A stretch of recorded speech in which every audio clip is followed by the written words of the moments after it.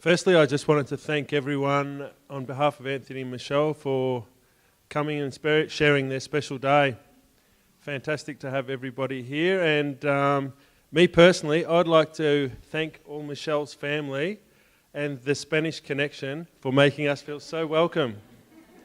So thank you very much for that. Thank you so much. And also, while we're here, I'd like to say how smoking hot the bridesmaids are all looking. Yeah.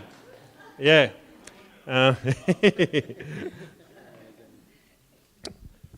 I've known Anthony for about 20 or more years. Back in high school, he was an annoying little kid, played a lot of sport, played a saxophone. But yeah, he was a couple of years below me, so just sort of knew him. That was all, he was there. He, little kid with curly hair, that's all I basically remembered. Yeah. But after we finished high school, everyone sort of went their separate ways, and for probably about 8 years I didn't really see a lot of him. But then we decided to do an adventure one day and met up again up in the Jamison Gorge for a bit of a kayaking trip that ended up lasting about 20 hours. We kind of got lost, overestimated things, and somebody nearly drowned, and he's very lucky to be here at all. So lucky for that, he's actually here. And we've had a few kayaking adventures, Anthony and I. One night out at the family farm in Jamison, it was midnight, and we looked outside and saw this silver moon shining over the paddocks, quiet, peaceful. And Anthony said to me, he goes, "Jenks, what do you reckon we go for a paddle down the river?" And I said, "Why not?" So we went for about a 5K trip down the river in this beautiful moonlit sky, and we just talked about life. We talked about everything, just as good mates do. And here we are now. We talked about females, as guys tend to do. And just where that perfect female may possibly be. Who thought she was in the Himalayas?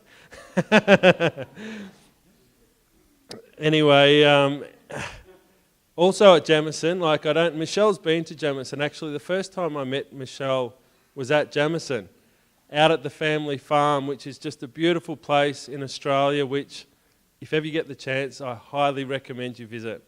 Just stunning. Noel and Rhonda will put you up and make you feel most welcome. Sorry, Noel and Rhonda, but yeah. Yeah, cool.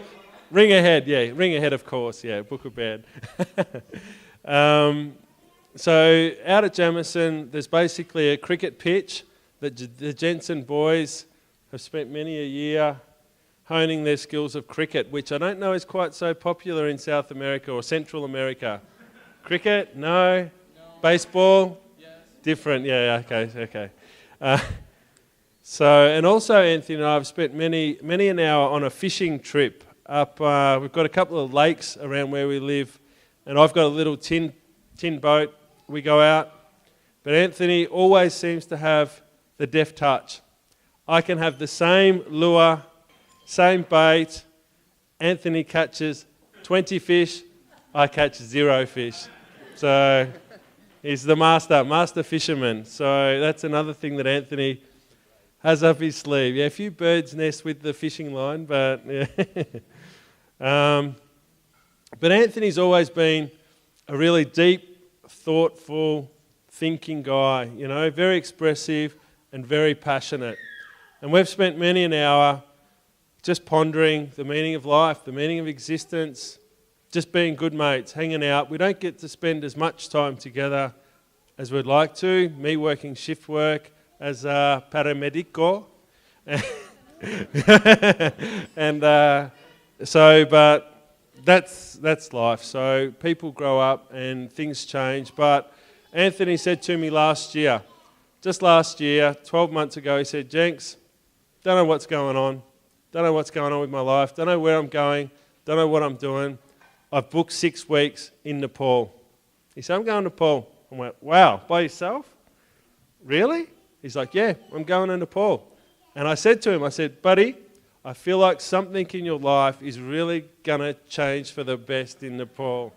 And I said, you'll do all right, Photos. You'll do all right. Like, that's his nickname, you know. So Anthony went on this trip. And when he came back, he said, I've got to catch up with you, Jenks. I've got to catch up with you. I'm like, okay. We caught up. And he goes, Jenks, you're not going to believe what happened in Nepal. And then I heard the story of how he met Michelle and how he walked into this backpackers and walked through this room, and Ali and Michelle were sitting at a table, and he's basically just got suddenly short of breath and went to his room and thought, wow. And he said he met eyes with Michelle. They looked at each other for a split second, apparently. And then he went back down and spoke to Ali and Michelle. And but then the next day he was going on an adventure up to Everest Base Camp. And Michelle was leaving to come back to Florida in 3 days? 3 days. So the next morning Anthony had to leave really early to go on his trip. So Anthony got up, thought, no, I'm in Nepal to go trekking. Girls are not on the equation here. So he's gone on his adventure, started on his adventure, but then something in his mind has said, I've got to go back to Kathmandu. I've got to go back to Michelle. So he said to the Sherpa, I need to get back to Kathmandu. And he said, oh no, sorry mister, we cannot go back to Kathmandu. And Anthony said, I will pay whatever it costs to get me back to Kathmandu. And he said, okay, maybe we can talk about going back to Kathmandu. With which Anthony got back to Kathmandu, and the guy said, look, we cannot go back there unless you ring and make sure she's happy to meet you. I mean, this girl, you know, maybe she doesn't really, maybe she's not into you as you think she is.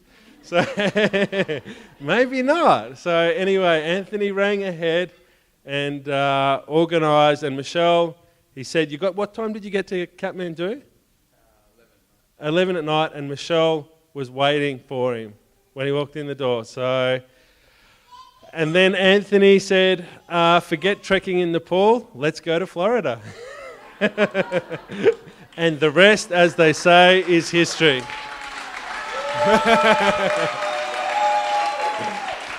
So, I'd like to propose a toast to Anthony and Michelle.